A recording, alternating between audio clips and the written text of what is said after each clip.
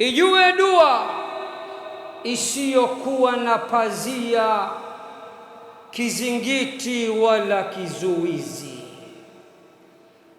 Ijue dua ambayo pindi takapotoka katika kinywa cha muhusika huenda kwa mbio kama cheche za moto kutoka hapa ulimwenguni ardhini na kuchanja mawingu yote na mbingu zote saba na kwenda kujikita au kutua katika arshi ya Rahman. Dua hii bila ya shaka kupitia mafunzo na mafundisho ya Bwana Mtume Muhammad sallallahu alayhi wasallam, innaha da'watul madhlum, hiyo ni dua ya mtu aliyedhulumiwa. Uliyedhulumiwa, uliyewahi kudhulumiwa, usisikitike sana. Una silaha nzito. Utakaponyanyua mikono yako mbinguni ukasema, ya Rab, nimedhulumiwa mimi na mja wako fulani na fulani, dua hiyo inakwenda mbio kama cheche za moto kutoka katika kinywa chako na kuelekea hadi mbingu ya saba. Hata kama wewe utakuwa ni muovu, muda wa kuwa umedhulumiwa na ukamlalamikia na kumsikitikia na kumshitakia Mola wako wa haki, dua hiyo ameahidi kuijibu tit for tat, papo kwa hapo. Ni vizuri basi tukafahamu neno la dhulma maana yake ni nini lughatan wa istilaha. Neno la dhulma lughatan, adh-dhulmu lughatan wad'u ash-shay'i fi ghairi mawdi'ihi. Dhulma nini maana yake? Dhulma maana yake kukiweka kitu katika pahala ambapo siyo pahala pake.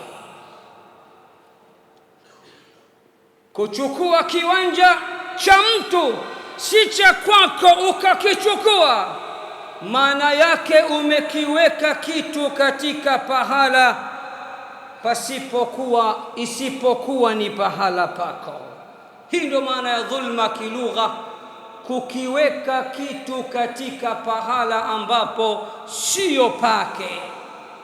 Amma istilahan, amma kisharia, kama alivyosema bingwa wa lugha al-Allama Ibn Manzur katika kitabu chake cha Lisanul Arab, mujalladi wa 5 ukurasa 2456, akidadavua neno la dhulma kilugha na kisheria, akasema kilugha ni kukiweka kitu katika pahala ambapo sio pake, na kisheria au kisharia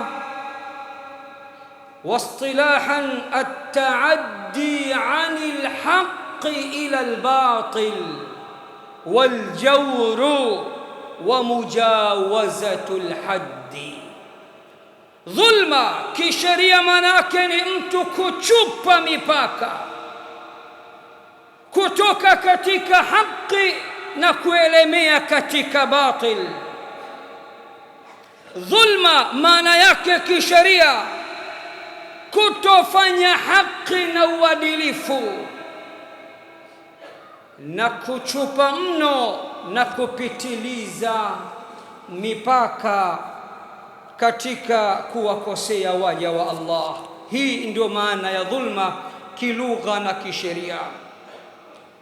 Wadhulmu naw'ani, na dhulma ndugu zangu zimegawanyika katika aina kuu mbili. hunaka dhulmu linsani linafsihi wa dhulmu linsani lighairihi. Dhulma ya kwanza, aina ya kwanza ya dhulma ni dhulma ya mtu mwenyewe kuidhulumu nafsi yake. Vipi mtu anaweza kuidhulumu nafsi yake?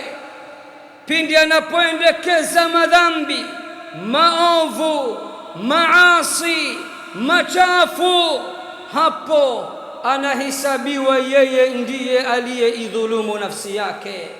Na aina ya pili ya dhulma, dhulmu linsani lighairihi, ni dhulma ya mtu kumdhulumu mwenzake. Na hii aina ya pili ya dhulma ya mtu kumdhulumu mwenzake, wanawachuoni pia wameigawanya katika maeneo makuu mawili. Eneo la kwanza, kumdhulumu mtu, wakasema ama kudhulumu chake, haki yake, istihiqi yake, milki yake, au cha kwake kwa ujumla. Na hii ndio dhulma ambayo wengi tunaijua. Mtu amekudhulumu mali, akakudhulumu pesa, akakudhulumu kiwanja, akakudhulumu nyumba. Wanawachuoni wanasema kumdhulumu mtu kumegawanyika katika maeneo makuu mawili. Eneo la kwanza, kudhulumu mali yake, haki yake, istihiqi yake, nyumba yake, kiwanja chake na vile anavyovimiliki kwa ujumla. Aina ya pili wengi wetu hatuijui. Kumdhulumu mtu kuko aina mbili. Aina ya pili, kudhulumu heshima yake na kuingilia katika ardhi yake. Aina hii iliyoenea zama hizi na wengi hatujui ya kuwa kuchafua heshima ya mtu,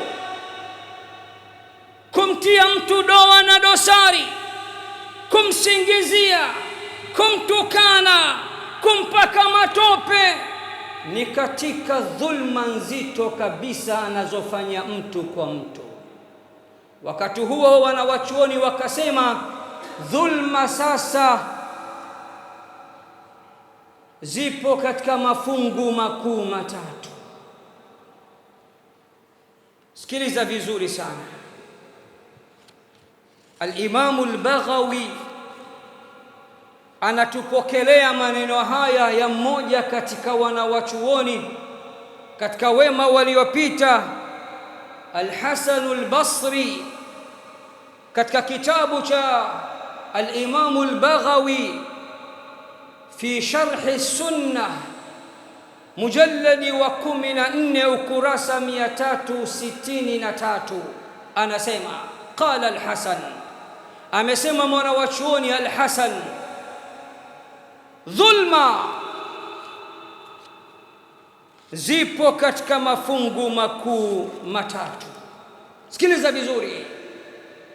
Baada ya kuzungumzia aina za dhulma, sasa tunazungumzia vigawanyiko vikuu vitatu vya dhulma. Al-Hasan al-Basri anasema dhulmun. Al-Hasan al-Basri anasema dhulmun yaghfiruhu Allah. Kigawanyiko cha kwanza ni dhulma ambayo Allah yuko tayari kuisamehe. Dhulma gani hiyo? Ni dhulma baina ya mja na Mola wake. Pindi mja anapomkosea Mola wake kwa kuacha kuswali, kwa kunywa pombe, kwa kuzini, kwa kufanya maovu mbalimbali, aina hii ya dhulma, mja kama ataamua kurudi kwa Mola wake na akatubia, Mola yuko tayari kuisamehe aina hii ya dhulma. Kigawanyiko cha pili, wa dhulmun la yaghfiruhu Allah, ni dhulma ambayo Allah hayuko tayari kuisamehe. Subhanallah, dhulma gani ambayo Allah hayuko tayari kuisamehe? na hili kalisema katika suratu Nisa mara 2 mfululizo, dhulma ya shirki. Inna Allaha la yaghfiru an yushraka bih, hakika ya Allah hayuko tayari kusameh dhambi ya shirki. Muda wa kuwa mtu amekufa na dhambi ya shirki duniani hakuweza kuiacha wala kutubia kwa Mola wake wala kurejea kwa Mola wake. Tahamaki mtu amekufa na shirki, Allah hayuko tayari kuisameh dhulma hii ya shirki muda wa kuwa mtu amekufa na shirki. Lakini fanya ufanyavyo shirki mpaka uchupe mipaka. Siku ukiamua kurudi kwa Allah na ukaleta taubatan nasuha, tauba ya dhati, tauba ya haki, tauba ya kweli, Allah atakusameh. Aina ya tatu au kigawanyiko cha tatu, wa dhulmun la yatrukuhu Allahu. Subhanallah, dhulma ya tatu, kigawanyiko cha tatu cha dhulma ni dhulma ambayo Allah hayuko tayari kuiacha ipite hivi hivi bure bure. Ameapa mwenyewe kula sahani moja na dhulma ile. Ameapa yeye mwenyewe atamulika tochi yake aina ya dhulma ile. Dhulma gani sasa hiyo ambayo Allah hayuko tayari kuiacha? Wanawachuoni wakasema dhulmul insani li ghairihi, dhulma ya mtu kumdhulumu mwenzake. Yani aina ya kwanza ya dhulmu ya kujidhulumu mwenyewe kwa kufanya maovu machafu mpaka uvundo mpaka unanuka, ukirudi kwa Allah ukajutia ukalia machozi ya damu kabisa, yuko tayari kukusamehe. Aina ya pili ya dhulma haiko tayari kuisamehe ni dhulma ya shirki. Aina ya tatu ya dhulma ambayo haiko tayari kuiacha na anaisimamia mwenyewe ni dhulma ya mtu kumdhulumu mtu. Walidhalika Bwana Mtume sallallahu alayhi wasallam anasema, babani muajjalani uqubatuhuma, babani, milango miwili, makosa mawili, madhambi mawili. Allah ameahidi adhabu yake ataileta hapa duniani mapema, na akhera atawasubiri wahusika. Babani muajjalani uqubatuhuma, madhambi mawili, makosa mawili. Allah ameahidi ataharakisha adhabu zake hapa duniani kabla ya akhera. Wala adhabul akhirati akbaru law kanu ya'lamun, na adhabu ya akhera ni kubwa zaidi lau wangelijua hilo. Ni madhambi gapi mawili? Ni madhambi gani mawili ambayo Allah adhabu yake na hukumu yake ataitoa mapema hapa duniani na akhera pia? Al-baghyu, dhulma, malipo yake ya kwanza ni hapa duniani, na akhera mziki utakuwa ni mnene. Aina ya pili, wal-uquq, na mtu kuwaasi wazazi wake wawili. Ukiwaasi wazazi wako wawili, malipo utaanza kulipwa hapa duniani na akhera pia. Ukiwadhulumu watu hapa duniani, malipo utaanza kupewa hapa duniani na akhera pia. Sasa sikilizeni jinsi gani dhulma ilivyokuwa ni kitu kibaya mno. Katika Sahihu Muslim hadithi nambari 2577, Allah mwenyewe ametoa tamko zito ya kwamba hii dhulma kwake yeye ni miko yeye mwenyewe commitment, ametutangazia waja wangu mimi Mola wenu ni miko kudhulumu na ni haramu kudhulumu. Allah, jambo zito kabisa. Allah mwenyewe ameiharamisha dhulma juu ya nafsi yake na ukubwa wake, na kuwa yeye ni muumba, yeye ndo kila kitu, mwenye uwezo asiyewezekana. Lakini anatuambia cha kwanza, dhulma kwangu ni haramu kabla kuiharamisha kwenu. Ya ibadi, enyi waja wangu, inni haramtu dhulma ala nafsi, enyi waja wangu, hakika yangu mimi nimeiharamisha dhulma juu ya nafsi yangu mwenyewe, sitodhulumu mimi. وجعلته بينكم محرما فلا تظالموا, na nimeifanya dhulma kuwa ni haramu kwenu nyinyi, basi msidhulumiane. Hili kwa kweli sijawahi kuliona katika maisha yangu. Allah jambo analiharamisha kwanza kwake, kisha anaiharamisha kwetu kama dhulma. فتعالى الآن لتسمعه ولتعرفه الدعاء الذي يشق الغمام قبل السماء. Njoo sasa uisikie ile dua ambayo inachanja mbuga, inachanja mawingu, inachanja mbingu saba, ikitoka katika kinywa cha muhusika, hata awe cha pombe, hata awe ananuka kwa madhambi, muda wa kuwa ana haki na amedhulumiwa, dua hiyo inatoka kama cheche ya moto kutoka katika kinywa chake, inakwenda mpaka mbinguni. Al-Imam at-Tirmidhi katika sunani yake anatupokelea hadithi hii ya Bwana Mtume Muhammad sallallahu alayhi wasallam kwa nambari 3598, anna an-nabiy sallallahu alayhi wasallam qala, ya kwamba Bwana Mtume Muhammad sallallahu alayhi wasallam anasema, thalathatun la turaddu da'watuhum, watu watatu dua zao hazitorejeshwa na Allah. Wakishamlalamikia Allah, dua inakwenda kupokelewa kwa mikono miwili. Subhanallah. Sikiliza sasa, mtu wa kwanza ni nani? Al-Imamul Adil. Mtu wa kwanza, kiongozi mwadilifu, akinyanyua mikono yake mbinguni, dua yake ni papo kwa hapo, tit for tat.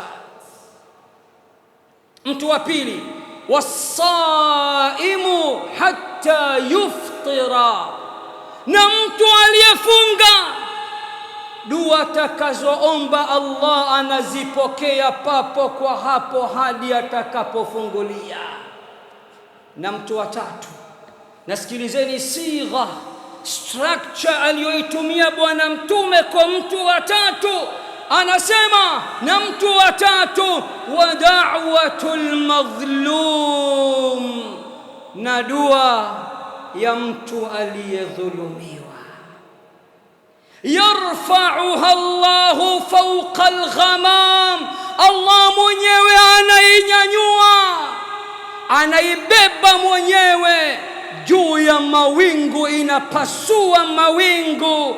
Kama hili halitoshi, anatoa oda kwa malaika wote wa mbingu saba, watuftahu laha abwabu samaa, anatoa oda Allah, milango yote ya mbingu iwekwe wazi, kuna dua ya mtu aliyedhulumiwa ipo njiani. Subhanallah. Kama hili halitoshi, Mola kisha iona hii dua inakuja kwake, anatamka maneno mazito sana, anasema, wa izzati wa jalali la ansurannaka walau ba'da hin, ninaapa ninaapa kwa utukufu wangu. Mola anaapa, ninaapa kwa utukufu wangu, kwa uzito wangu, kwa kukamilika kwangu. Uliyenitumia salamu za manunguniko na huzuni, umedhulumiwa, ninakuahidi nitakunusuru, hata kama baada ya muda, hata kama sio sasa hivi, lakini nimeshalipokea, nitakunusuru hata baada ya muda fulani. Allahu akbar. Kama hili halitoshi ndugu zangu, Imamu al-Hakim katika kitabu chake cha Al-Mustadrak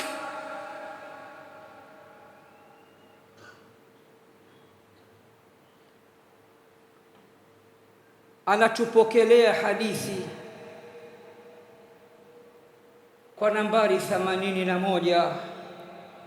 Bwana Mtume sallallahu alayhi wasallam katika kukokoteza na kusisitiza uzito, ukubwa wa dua ya mtu aliyedhulumiwa, Bwana Mtume anasema, ittaqu dhulma, ittaqu da'awati almadhlumi, ogopeni sana dua za mtu aliyedhulumiwa. Fa innaha ila as-samai ka'annaha shararun, kwani dua ya mtu aliyedhulumiwa ikifyatuka, inafyatuka kama cheche za moto kuelekea mbinguni. Subhanallah. Na al-Imam at-Tabarani katika Al-Kabir anapokea naye hadithi nyingine ya ajabu ya Bwana Mtume sallallahu alayhi wasallam, hadithi nambari 3718, anna an-nabiy sallallahu alayhi wasallam qala, ya kwamba Bwana Mtume sallallahu alayhi wasallam anasema, ittaqu da'watal madhlum, ogopeni sana dua ya mtu aliyedhulumiwa. Fa innaha tuhmalu ala al-ghamam, dua hiyo inabebwa na malaika juu ya mawingu. Fayaqulu Allahu azza wa jalla, Allah atasema kabla ya dua kwa kufika kwake, wa izzati wa jalali, ninaapa kwa utukufu wangu, ninaapa kwa ukubwa wangu, ninaapa kwa ukamilifu wangu, la ansurannaka walau ba'da hin. Uliyedhulumiwa na ukanishtakia mimi, nitakunusuru hata kama itakuwa baada ya muda. Al-Imam al-Bukhari naye anatupa picha iliyotokea mbele ya Muadh ibn Jabal katika sahihi yake, hadithi nambari 2448. Al-Imam Muslim pia ameipokea kwa hadithi nambari 19, anna an-nabiy sallallahu alayhi wasallam ba'atha Muadhan ila al-Yaman. Bwana Mtume alipomtuma Muadh ibn Jabal kwenda Yaman, alimwambia Muadh, wasia wa mwisho ninakusindikiza nao, ittaqi da'watal madhlumi, ogopa sana dua ya mtu aliyedhulumiwa. Fa innaha laysa bainaha wa baina Allahi hijab, kwani hakika ya dua ya mtu aliyedhulumiwa hakuna kizuizi baina yake na baina ya Allah, inakwenda moja kwa moja. Dua ya mtu aliyedhulumiwa, ndugu zangu, kwa taarifa yenu, hata akiwa ni kafiri, muda wa kuwa amedhulumiwa kwa namna moja ama nyingine, Muumba anasema nitaipokea dua ya kafiri aliyedhulumiwa. Al-Imamu Ahmad anatupokelea riwaya hii katika musnadi yake, hadithi nambari 12549. anna an-nabiy sallallahu alayhi wasallam qala, ya kwamba bwana mtume sallallahu alayhi wasallam anasema, ittaqu da'wata al-madhlumi wa in kana kafira, ogopeni sana dua ya mtu aliyedhulumiwa hata kama ni kafiri.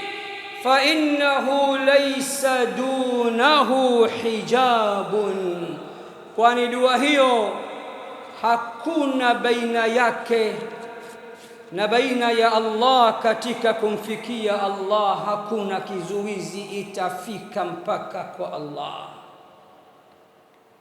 kuonyesha kwamba dhulma ni mbaya sana. Allah anaahidi ndani ya Suratun Nisa kuanzia aya nambari 168 hadi 169 ya kuwa waliodhulumu wote atawaongoza katika njia ya moto wa Jahannam. Subhanallah, Allah anasema, innal ladhina kafaru wa dhalamu lam yakunillahu liyaghfira lahum wala liyahdiyahum tariqa illa tariqa jahannama khalidina fiha abada wa kana dhalika ala Allahi yasira. Hakika wale waliokufuru na wakadhulumu, hakuwa Allah mwenye kuwasamehe wala mwenye kuwaongoza katika njia sahihi siku ya Kiyama, isipokuwa anaahidi kuwaongoza katika njia ya Jahannam na watakaa humo milele, na hilo kwake yeye Allah ni jambo jepesi mno. Kama hili alitoshi Allah katika Suratul Kahfi anaahidi na ametupa picha ya namna ya vijiji mbalimbali alivyoviteketeza kwa sababu ya dhulma. Aya maarufu kwa wale wote wenye kuisoma Suratul Kahfi kila Ijumaa. Allah anasema, wa tilkal qura ahlaknahum lamma dhalamu waja'alna limahlikihim maw'ida, na miji hiyo tuliwaangamiza walipodhulumu, na miji hiyo tuliwaangamiza walipodhulumu, na tukawawekea muda maalumu ya kuwaangamiza kwao. Dua ya mdhulumiwa hata kama ni cha pombe, muovu kweli kweli, Allah anasema ataipokea. Subhanallah, inawezekana kabisa dua zake zingine zisipokelewe kwa sababu ya madhambi yake, kwa kauli ya Mtume sallallahu alayhi wasallam, innal abda la yuhramu min arrizqi lidhanbin yusibuhu, wakati mwingine mja anaweza kuharamishiwa riziki yake kwa sababu ya madhambi anayoyafanya. Anaweza kunyimwa mengi kwa sababu ya madhambi yake, lakini akidhulumiwa, akinyanyua mikono yake mbinguni, hata kama ni muovu, Allah anaahidi kuipokea dua yake.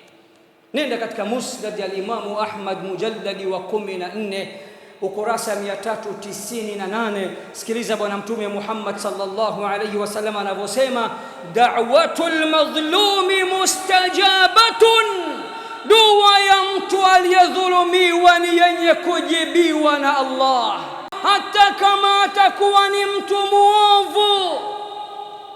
Fafujuruhu ala nafsihi, uovu wake utabakia pale pale kwake, lakini Allah lazima msikilize kwa dua yake kwa kuwa amedhulumiwa. Hayo kayasema bwana Mtume Muhammad sallallahu alayhi wasallam. Na katika kukujazia zaidi, nenda katika Sunan al-Imam Abi Daud, hadithi nambari 1536, na katika Jami'u Tirmidhi hadithi nambari 1905. Sikiliza tena Bwana Mtume akisisitiza, akikokoteza, akipigilia msumari wa moto dua za watu waliodhulumiwa. Bwana Mtume anasema 3 da'awatin mustajabat, 3 da'awat mustajabat, dua za aina 3 ni zenye kujibiwa na Allah, la shakka fihinna, dua hizo hazina kabisa mashaka katika kujibiwa kwake. Dua ya kwanza Bwana Mtume anasema da'watul mazlum, dua ya mtu aliyedhulumiwa. Dua ya pili wa da'watul musafir, na dua ya msafiri. Na dua ya tatu wa da'watul walidi liwaladihi, na dua ya mzazi kwa mtoto wake. Dua hizi 3 Bwana Mtume anasema hazina mashaka kabisa katika kujibiwa kwake. Kama hili alitoshi, ndugu zangu, Bwana Mtume anatupa bishara njema, anatuambia wala tusisikitike juu ya dhulma mbalimbali tunazofanyiwa hapa duniani. Polisi za Allah, taratibu za Allah, mipango ya Allah, anaahidi Allah, kaweka mwenyewe utaratibu huu.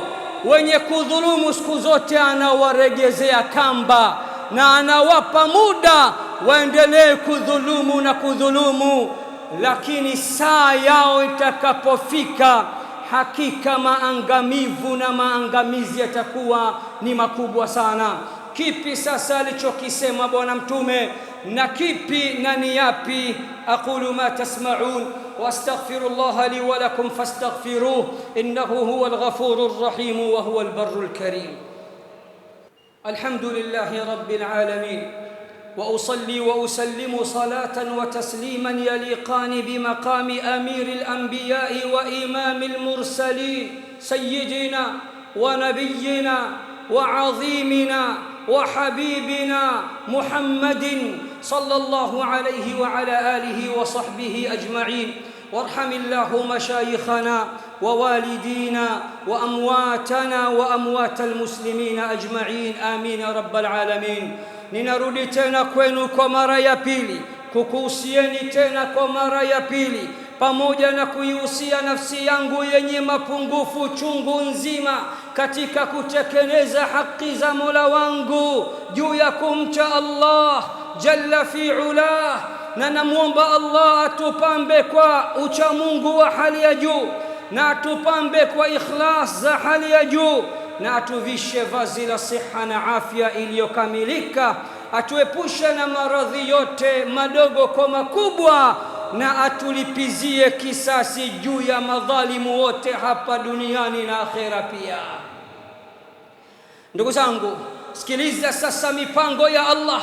Unaweza kusema kumbe dua ya mtu aliyedhulumiwa hata akiwa muovu Allah ameahidi kuipokea.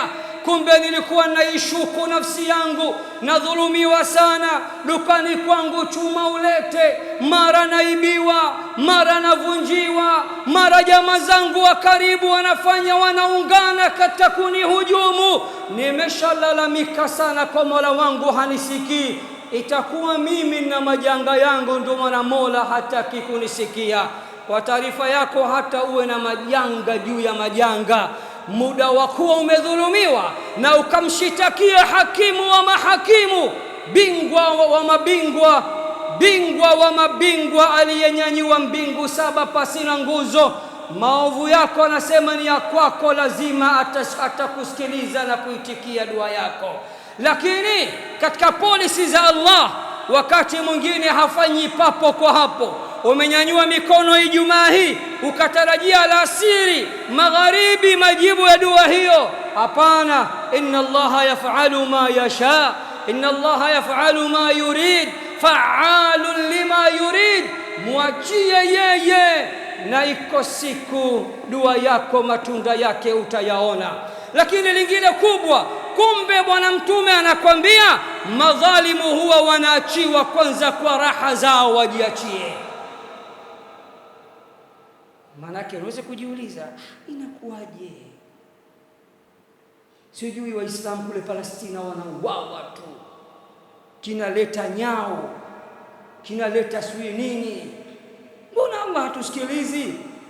Kumbe bwana, nidhamu ya Allah na taratibu za Allah huwa anawaregezea kamba wafanye zaidi na zaidi. Sikiliza sasa, kama alivyosema al-Imam al-Bukhari, anaipokea hadithi hii katika sahihi yake kwa nambari 4686, na al-Imam Muslim anaipokea katika sahihi yake kwa nambari 2583, anna an-nabiy sallallahu alayhi wasallam qala, ya kwamba bwana mtume Muhammad sallallahu alayhi wasallam anasema, inna Allah azza wa jalla la yumli lidh-dhalimi, hakika ya Allah mtukufu huwa anampa dhalimu muhula, huwa anampa muda dhalimu, huwa anamrefushia kamba dhalimu, hatta idha akhadhahu lam yuflithu,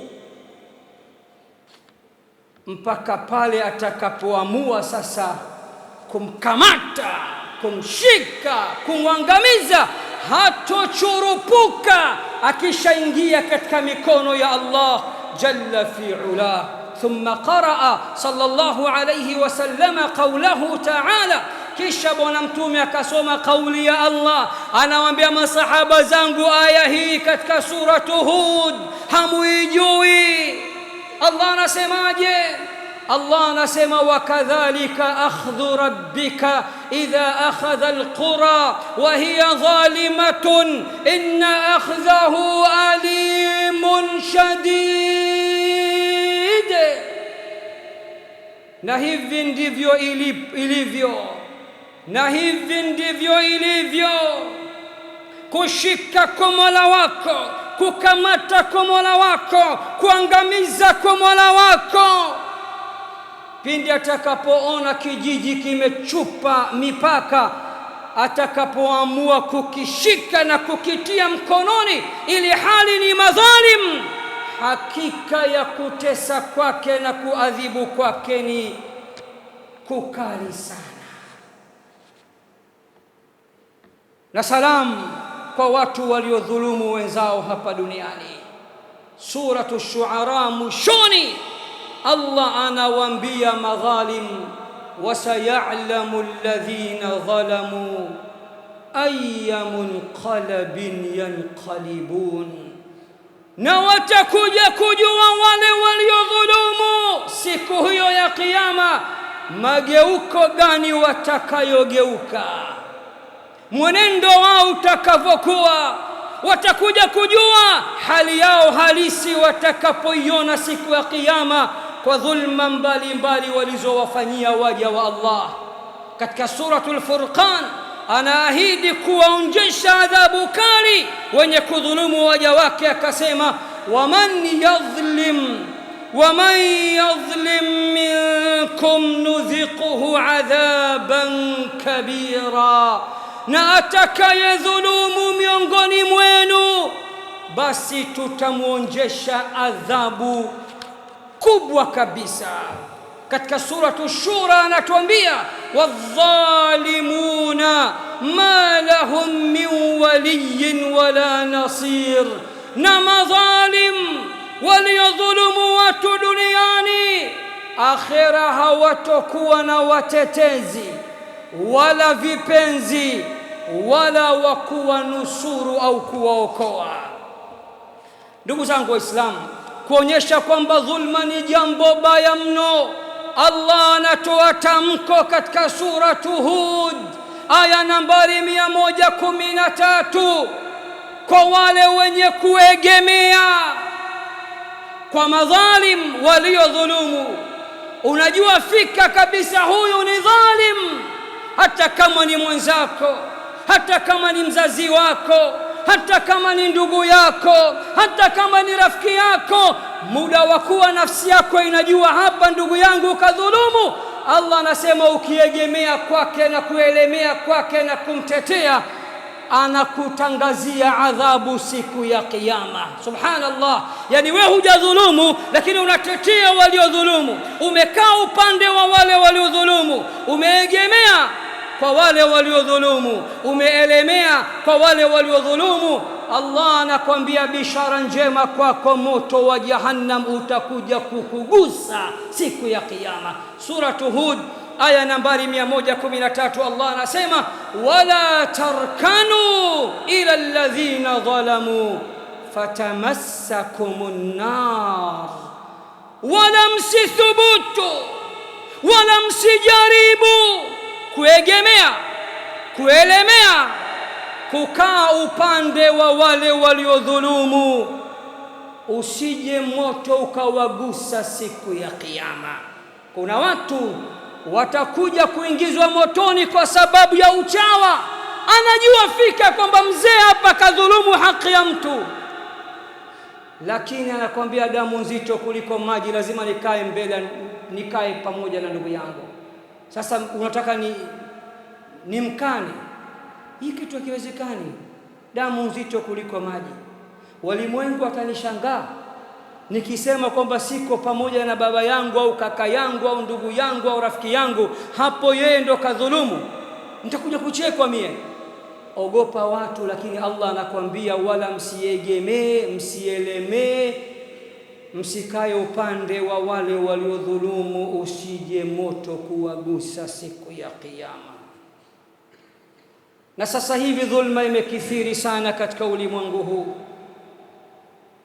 na wengi bahati mbaya tunajua dhulma iliyokithiri. Wengi bahati mbaya tunajua dhulma iliyokithiri ni kula vya watu tu. Naam, kula cha mtu ni dhulma kubwa sana. Kula haki isiyokuwa ya kwako ni dhulma kubwa sana. Kudhulumu viwanja vya watu ni dhulma kubwa sana. Bwana Mtume anasema atakayejikatia kipande kidogo cha ardhi ambacho sio haki yake, siku ya Kiyama ardhi ile itatobolewa mpaka ardhi ya 7, vile vipande vyote atabebeshwa shingoni dhulma yake. We dhulumu tu, jite mzee wa nyumba nyingi, aka nyumba nyingi, mashamba mengi, viwanja vingi. Kadri unavyodhulumu maheka kuna maheka, zile heka zinachotwa kuanzia ardhi ya chini kabisa ya kwanza mpaka ardhi hii tulionayo sisi, kisha utavishwa shingoni. Kila mtu anaona mzee umepinda, una majumba yote uliodhulumu kwenye shingo lako. Dhulma nyingine iliyokithiri zama hizi ni kukhadai watu na kuwafanyia khiana. Wala taakulu amwalakum bainakum bilbatil. Unakwenda kuchangisha kwa jina la madrasa, jina la msikiti, jina la mayatima, na karatasi lako unazunguka mitaani, kumbe vyote unakula wewe. Allah anasema wala msile mali zenu wenyewe kwa wenyewe kwa batil. Lakini dhulma nyingine ambayo wengi wetu tumeisahau na tunashindwa kujua kwamba ni dhulma, sasa hivi kuna dhulma ya kudhulumu heshima za watu na a'radhi za watu.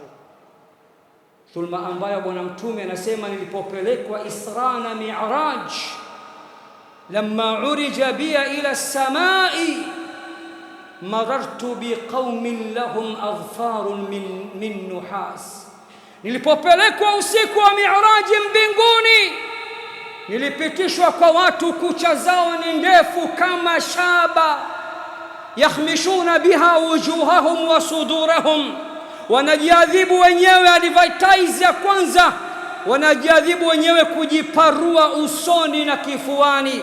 Faqultu man haulai ya Jibril, nikamuuliza Jibril, hawa ni nani? Jibril akaniambia haulai alladhina kanu yakuluna luhuma an-nasi wa yaqauna fi a'radihim.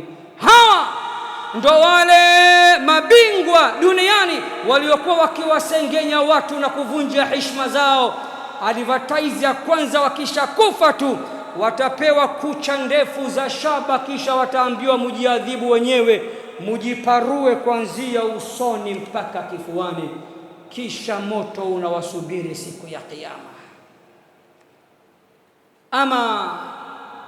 Ama wallahi inna adh-dhulma shu'mun wama zala al-musii'u huwa adh-dhalumu ila ad-dayyani yawma ad-dini namdi wa 'inda Allahi tajtami'u al-khusumu ستعلم في الحساب غدا إذا التقينا عند المليك من الظلوم.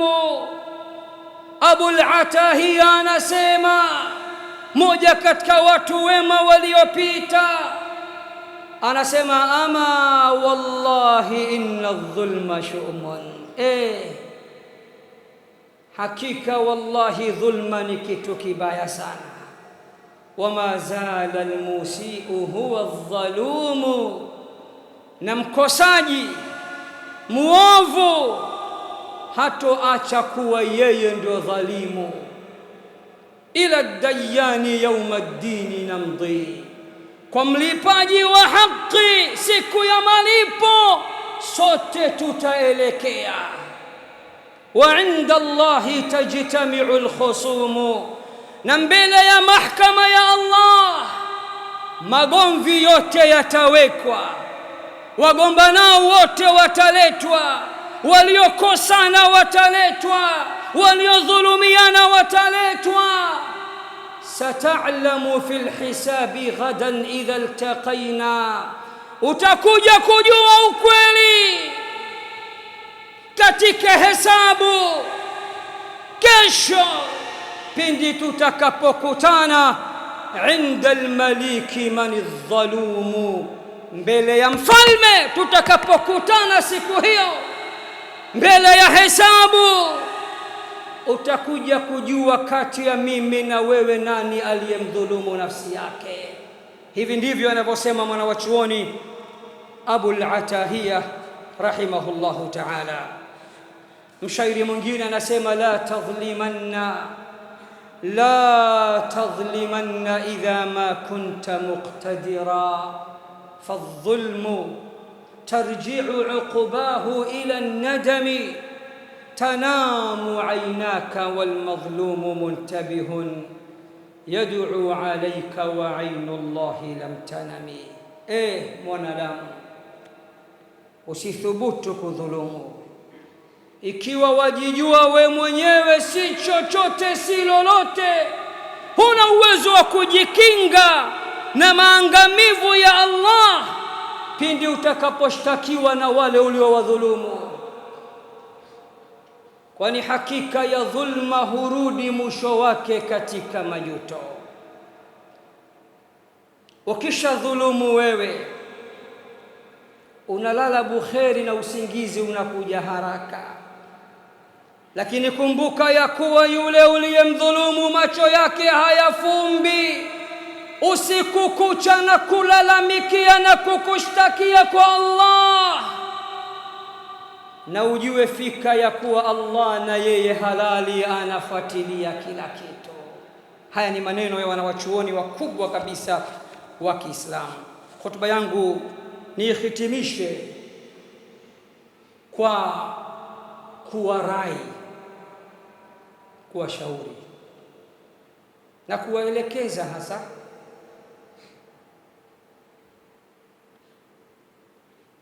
mkidhulumiwa,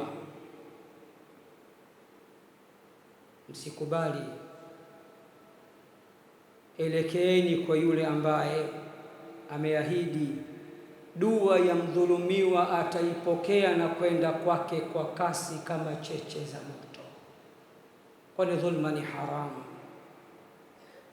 Na Allah katika suratul Baqara anatuambia la tadhlimuna wala tudhlamun, msidhulumu na msidhulumiwe. Na Allah katika suratu Taha anatuambia wa'anatil wujuhu lilhayyil qayyum, nyuso siku hiyo ya Kiyama zitadhalilika mbele ya yule aliye hai daima na daima asiyechoka.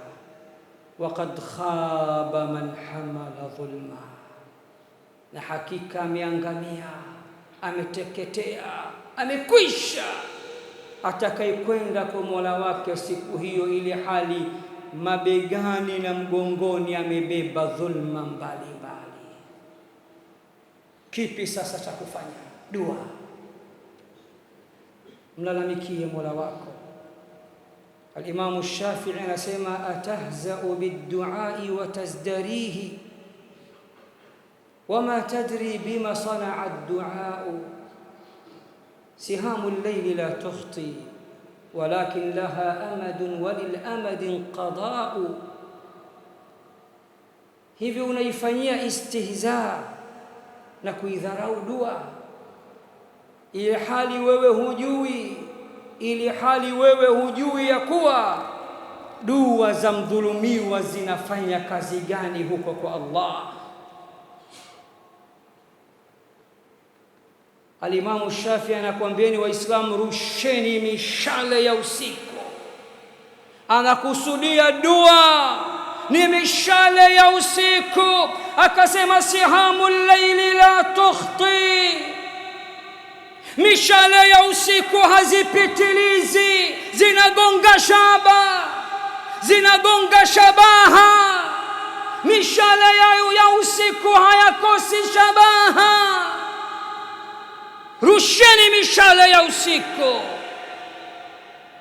rusheni dua za usiku, kumlalamikia Mola wenu juu ya wale wanaowadhulumu haki zenu, mali zenu, pesa zenu, viwanja vyenu, nyumba zenu, heshima zenu na dhulma mbalimbali. Nikiwa juu ya mimbari ya Bwana Mtume Muhammad nikihitimisha khutba yangu, kuna msemo wa Kiyemen unasema, lakiyom ya dhalim, lakiyom ya dhalim. Iko siku yako wewe dhalim, tamba vya kutosha kwa kuregezewa kamba, kwa kurefushiwa kamba na Allah. Unaona wewe ndio wewe unadhulumu waja wa watu. Kila kona una ardhi, kila kona una majumba ya dhulma. Mzee wa kufoji, mzee wa kuongeza sifuri, mzee wa kuvunja heshima za watu na a'radhi za watu. Lakiyom ya dhalim, iko siku yako wewe dhalim, ikifika hautofurukuta. Shekhe wangu Sheikh Abdul Hamid ibn Abdul Aziz Kish rahimahullah, na leo katika kumwenzi nimevaa kama yeye, anapenda kusema kesi ya dhulma itakaponguruma katika mahkama ya Allah, Allah hatotaka mashahidi wala wazee wa baraza. Ngoma ni mtu mbili tu, na yeye ndiye mwenye kusikiliza kesi ile. Allah anatoa tamko, viumbe wote wa Allah watasikia siku hiyo. Atasema, ayyuhal madhlumu taqaddam, ayyuhal madhlumu taqaddam. Ewe uliyedhulumiwa, sogea hatua mbele, mwaga sera, sema alichokufanyia huyu. Ayyuha dhalimu la tatakallam, na wewe uliyedhulumu, keep quiet, funga domo lako hilo, hakuna kuzungumza. Ni siku nzito sana hiyo. Wala tahsabanna Allaha ghafilan amma ya'malu adh-dhalimun. Allah anasema katika suratu Ibrahim, wala tahsabanna Allaha ghafilan amma ya'malu adh-dhalimun, innama yuakhiruhum liyawmin tashkhasu fihi al-absar. Wala msije mkadhani ya kuwa Allah ameghafilika, haoni, hafuatilii yale wanayoyafanya madhalim hapa ulimwenguni.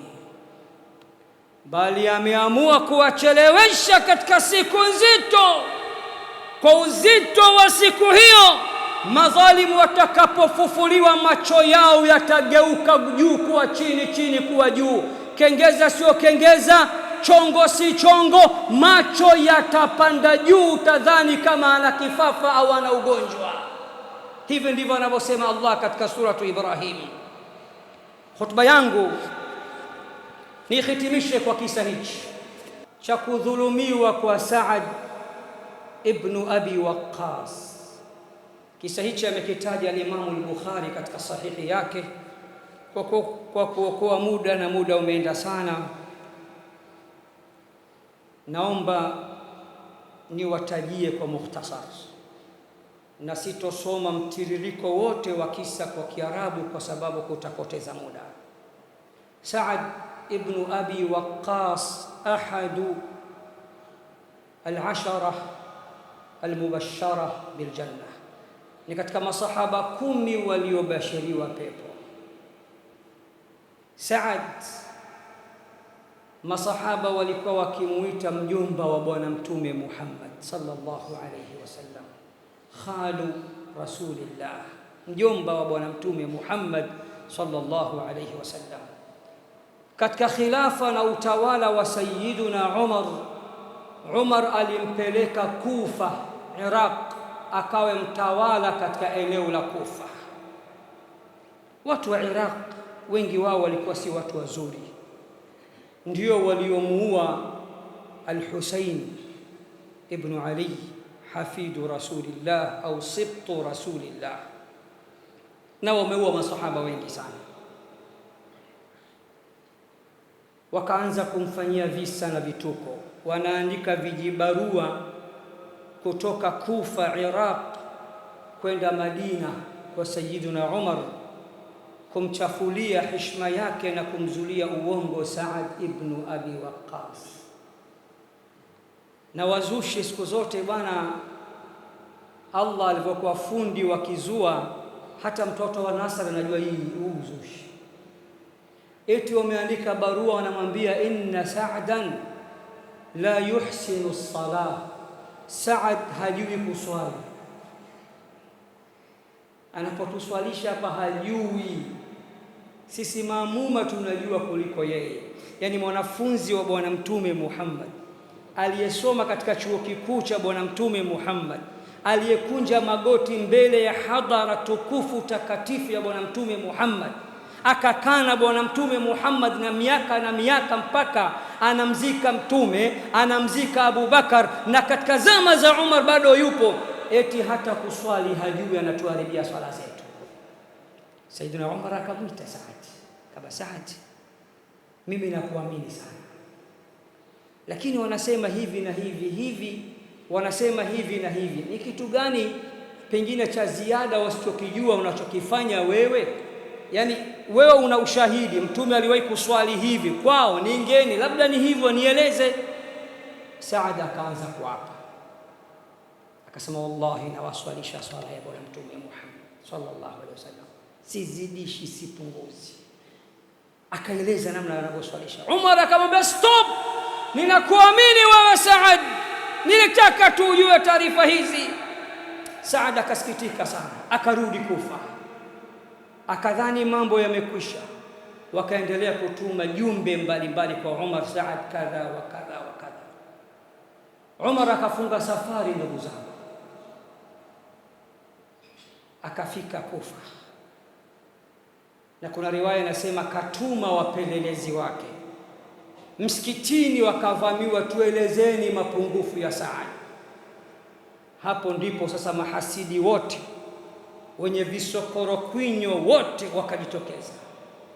Mtu mmoja anajiita kwa jina la Usama, nickname yake Abu Saada, anasema kwa kuwa umetuomba kwa utukufu wa Allah tukwambie ukweli juu ya Saad, basi tukwambie Saad ana mengi, madudu mengi sana.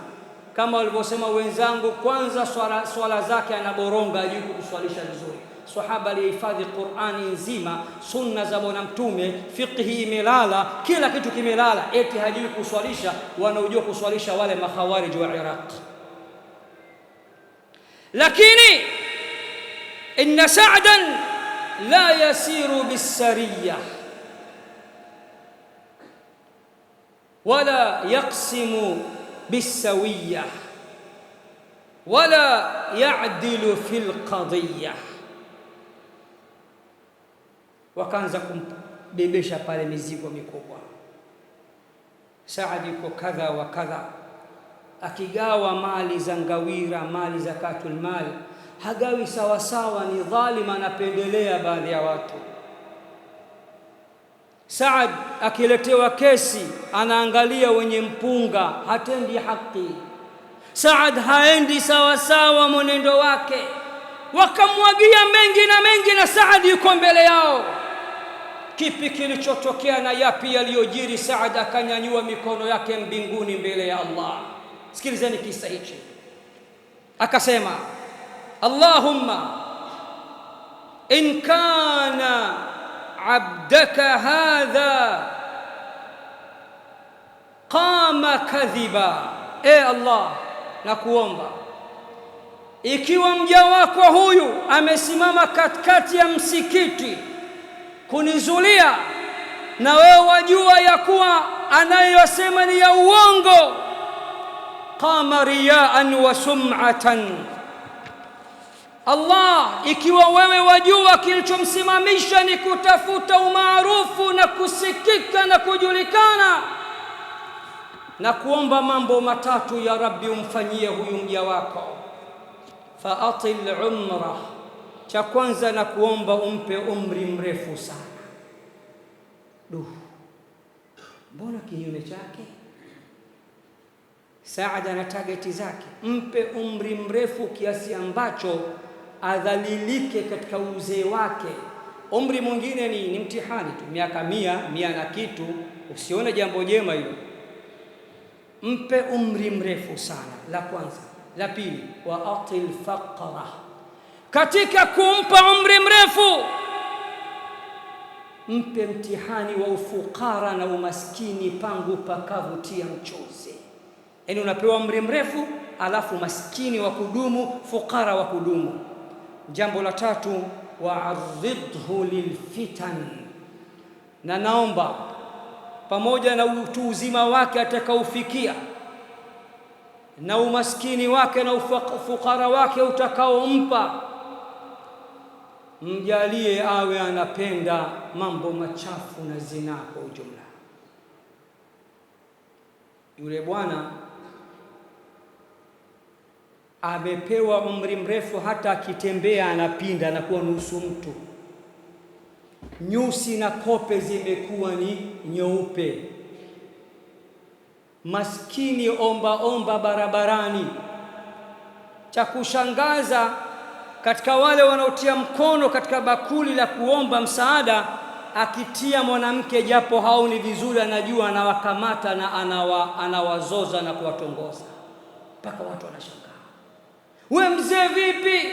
Anasema, da'watu Sa'din asabatni au asabatni da'watu Sa'd, dua ya Saad hiyo imenipiga na kafa kifo kibaya. Na kufundisheni, mkidhulumiwa rusheni mishale ya usiku wa manane. Ongea lugha yoyote, kidengereko, kizaramu, sio lazima Kiarabu. Aliyeumba lugha zote hizi anakusikia. Tena mwambie, ya Rab, nimesikia khutba, hadithi kadhaa za mtume wako, umeahidi dua ya aliyedhulumiwa unaipokea mwenyewe na kutoa oda kwa malaika wafungue milango yote ya mbingu, ipite kwa kasi ile ile kama cheche za moto hadi katika arshi yako. Umeahidi hata akiwa kafiri aliyedhulumiwa akikuomba utamjibu. Umeahidi hata akiwa muovu aliyedhulumiwa akikuomba utamjibu. Nijibu, na kabla hujachukua roho yangu na kuomba, ya Rabbi, unionyeshe matokeo ya dua yangu kama ulivyomwonyesha Saad akimwangalia yule mzee akidhalilika, umri mrefu usiokuwa na kheri, ufukara, umaskini. Pamoja na hayo anashika mpaka vitoto vidogo, hana nguvu ya kuona wala nguvu ya kusikia wala nguvu hata ya matamanio, lakini bado anashika wanawake, udhalili wa hali ya juu. Allah nakuomba kwa rahma zako na baraka zako, kama ulivyoweza kunyanyua mbingu 7 pasina nguzo, zinyanyue dua zetu tunazokuomba pindi tunapodhulumiwa na madhalim hapa duniani. Allah, usiangalie mapungufu yetu na makosa yetu, kwani sisi ni mwingi wa kukukosea. Angalia dua zetu pindi tutakapokuomba, pindi tunapofanyiwa dhulma.